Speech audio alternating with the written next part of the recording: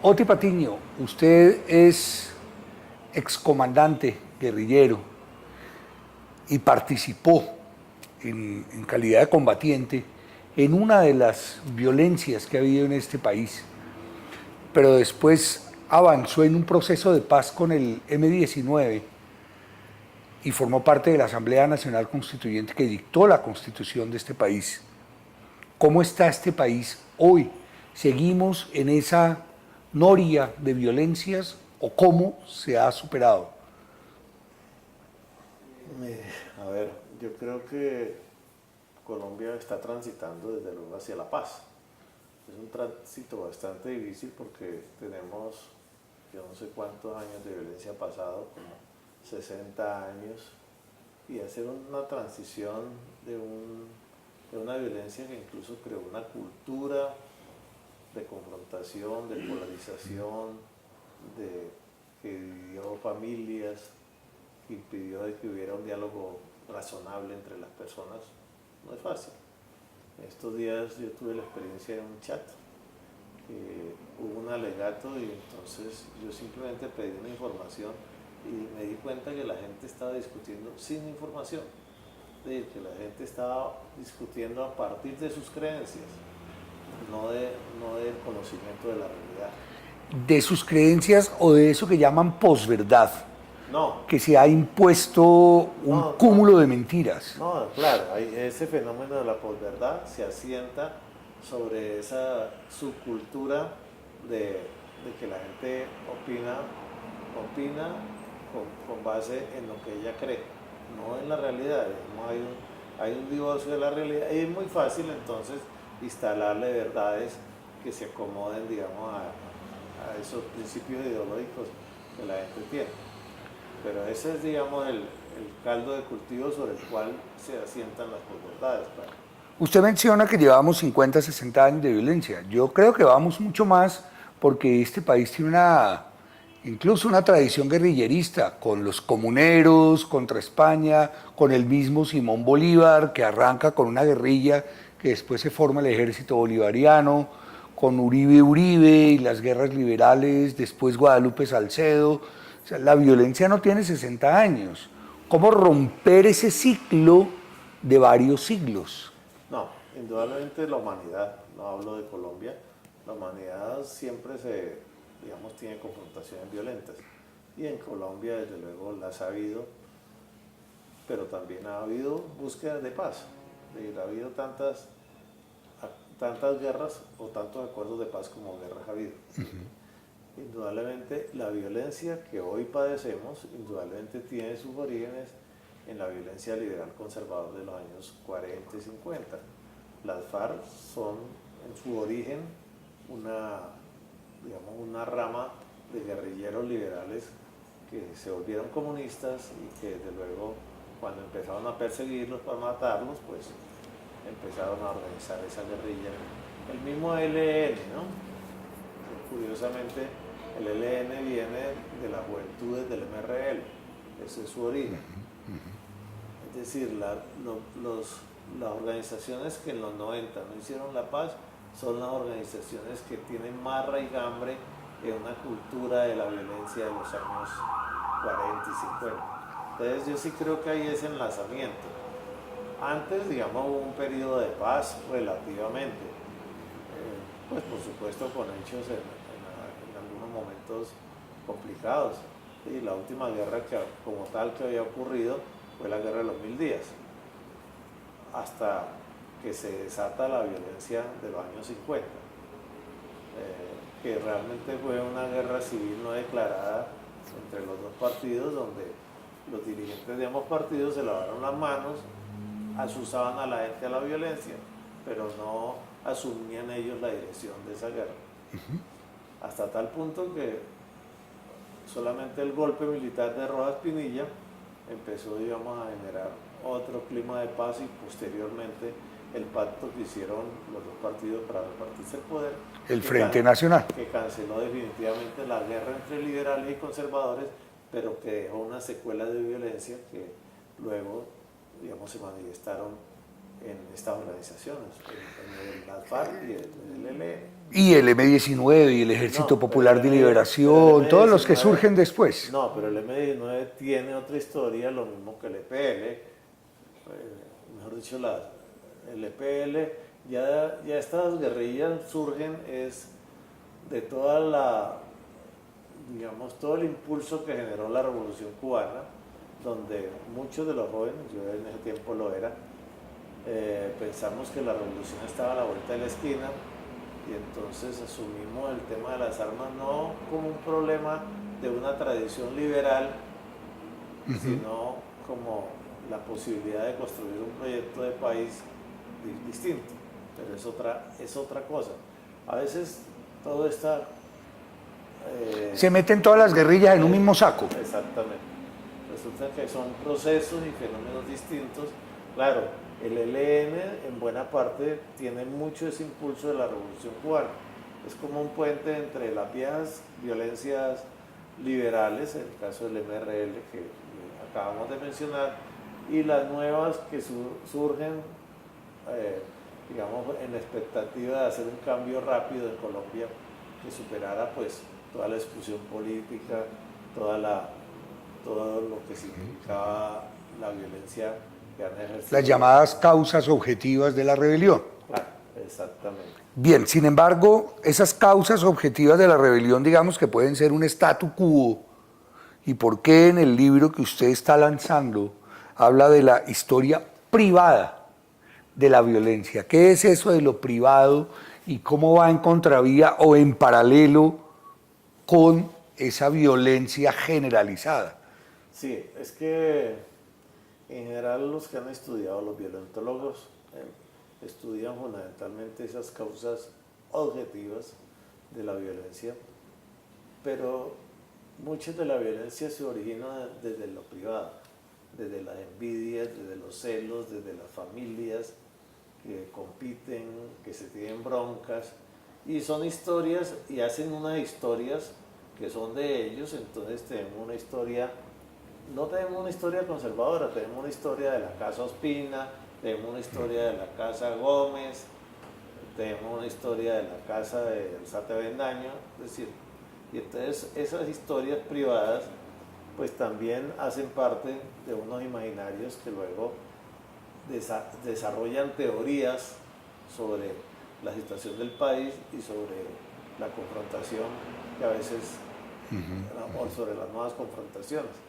Entonces son lecturas porque es que las lecturas que hace uno no se hacen por los libros, se hacen básicamente por lo que recibió uno en la casa. Incluso yo este libro lo empecé tratando de hacer mi propia historia privada. Después eso fue como la catarsis inicial.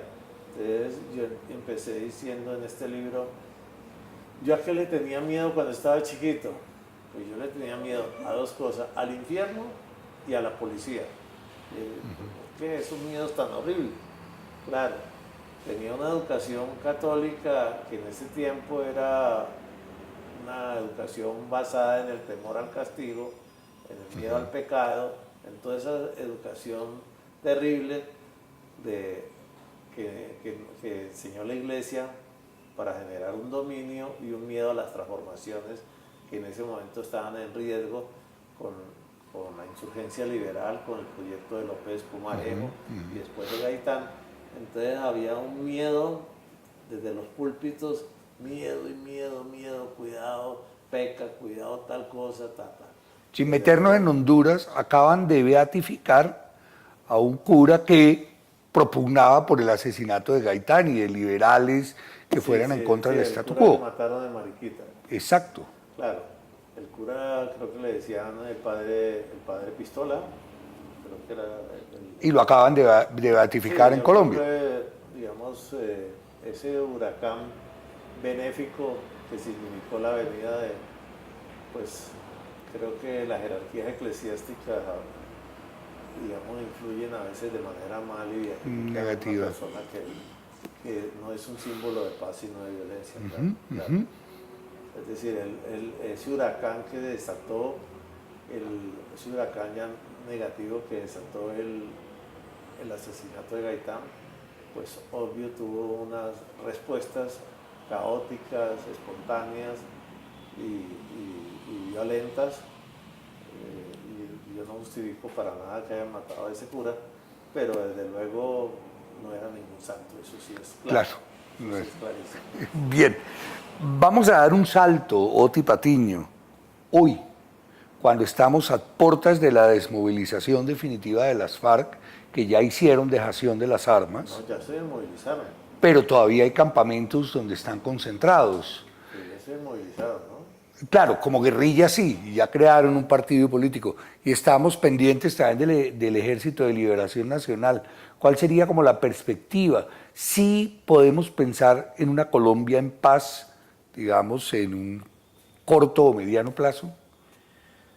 Ahí hay una desmovilización que todavía no se ha hablado, que es nosotros creamos, hablo de nosotros como país, como nación, creamos un ejército contrainsurgente, que hoy yo diría que es el principal partido político que tiene Colombia, es un partido armado, que además se educó en una formación de derecha. Bueno, Y entonces eso es uno de los problemas que hay. Yo no digo que no vamos a desmovilizar el ejército nacional, pero hay que transformarlo probablemente. Mire, la disputa que hay entre Uribe y Vargas Lleras para tocar un tema es por conquistar el alma de los militares. Entonces asumen posiciones porque desde luego todas estas transformaciones que vienen con la paz, hay muchos sectores militares que le tienen miedo. Desde el soldado profesional que piensa que se va a quedar sin trabajo, ya tiene responsabilidades familiares, hasta el general o coronel que ha incurrido en delitos, crímenes de guerra y que teme ser juzgado, así digamos haya una posición benigna a través de la justicia, de la Jurisdicción Especial de Paz. especial de paz. Hay mucho miedo a la paz, porque la paz puede significar, digamos, para muchos sectores armados, y estamos hablando de una institucionalidad que tiene 500.000 hombres en armas, que desde luego tiene que reducirse, y por lo menos tiene que transformarse. ¿Cuál es la función del ejército? Nosotros tenemos unas fuerzas militares que no estaban encargadas de defender la frontera, sino que estaban mirando para adentro. ¿Cuál es el enemigo interno? Nos roban una cantidad de mar. En San Andrés, Providencia. En todo ese sector del Caribe, nosotros todavía pensamos que el mapa de Colombia va por el litoral, ¿no? Y yo todavía me acuerdo, trapecio amazónico, y resulta que no tenemos conciencia marítima y nos enorgullecemos de tener dos mares. Y entonces no trazamos la raya por donde va la frontera. Entonces mire todo ese tema de una cultura tan mediterránea. Eso quiere decir entonces que la paz no está a la vuelta de la esquina, como no estuvo la revolución a la vuelta de la esquina. Hay que transformarlo. Y la paz es a mediano plazo. No, claro, el camino de la paz yo digo que se inició en el año 89, básicamente con la decisión de Pizarro de ya desmovilizar y decir ya, eso es todo. Ya hicimos lo que había que hacer. ¿no? Y esto ya está estorbando para que este país avance. Pero desde luego, fenómenos como el del narcotráfico prolongaron esa guerra, hicieron una prolongación, porque de alguna manera, para no hacer transformaciones, la clase dirigente ha permitido y está empujado que mucha gente para poder sobrevivir o progresar, pues se meta en negocios ilícitos. ¿Qué son los cultivos ilícitos? Pues una manera de que la gente expulsada, es que aquí ha habido varias migraciones y varias expulsiones y varios desplazamientos forzados. Cuando el campesino que llega a la ciudad, luego la ciudad lo expulsa, vaya cultive, pero por allá lejos, no dentro de la frontera agrícola, sino que a colonizar selva. Vaya a tumbar monte y tal. Y desde luego ese campesino allá se da cuenta que tumbar monte para sembrar papa, yuca, eso no es rentable. pues, a duras penas, y la gente no quiere simplemente sobrevivir, quiere vivir, quiere progresar. Entonces empiezan a sembrar coca y la clase dirigente tranquila con esa situación. Hay una complicidad institucional. Porque evita, digamos, de que la presión, digamos, social se manifieste y empieza la gente de reclamaciones, pues porque por allá qué reclamaciones va a hacer. Entonces tenemos fenómenos que ya se agotaron, ya no es posible, por muchas circunstancias, seguir avanzando sobre ese modelo de desarrollo perverso. Ya, digamos, el país tiene que volverse serio. Estamos en un concierto internacional más complicado, pese, digamos, pues que ahora al frente del imperio tenemos un payaso, pero de todas maneras... Payaso peligroso. Sí, pero de todas maneras, pues, allí en Estados Unidos hay Estado. No solamente hay un gobierno que en este momento está pasando por ese momento raro, sino que hay un Estado y desde luego las relaciones internacionales de Colombia no son admisibles dentro de los modelos de desarrollo que teníamos. Una última pregunta. Ese panorama que todavía no es absolutamente claro, ¿permite seguir siendo optimista? No, yo pienso que hay que ser realista. Es decir, yo creo que hay que tener el realismo de que ese modelo económico de la expansión de la economía ilegal e informal está agotado.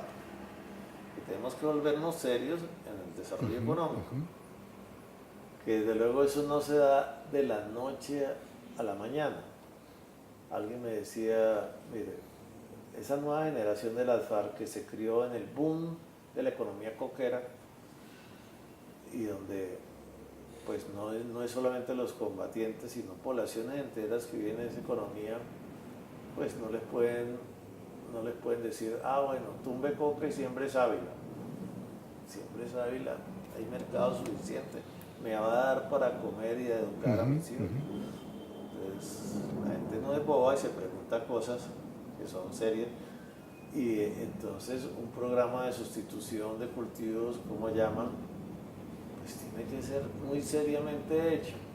Y si no queremos seguir tomando la selva amazónica, produciendo todo lo que ya sabemos de toda la catástrofe ambiental que está sufriendo el mundo, pues tenemos que mirar a ver, incluso en algunas partes, cómo traemos de nuevo mucha población a los sectores dentro de la frontera agrícola.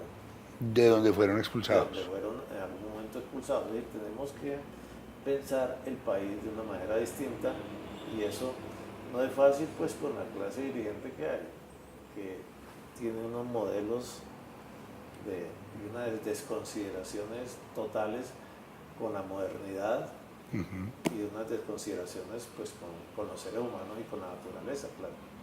Vale. Oti Patiño, muchas gracias. Bienvenido a la Universidad Central. Gracias. Siempre, y bienvenido el libro Historia Privada de la Violencia. Que tiene que volverse pública, ¿no? Claro, que tiene que volverse pública. Para eso el libro. Muchas gracias.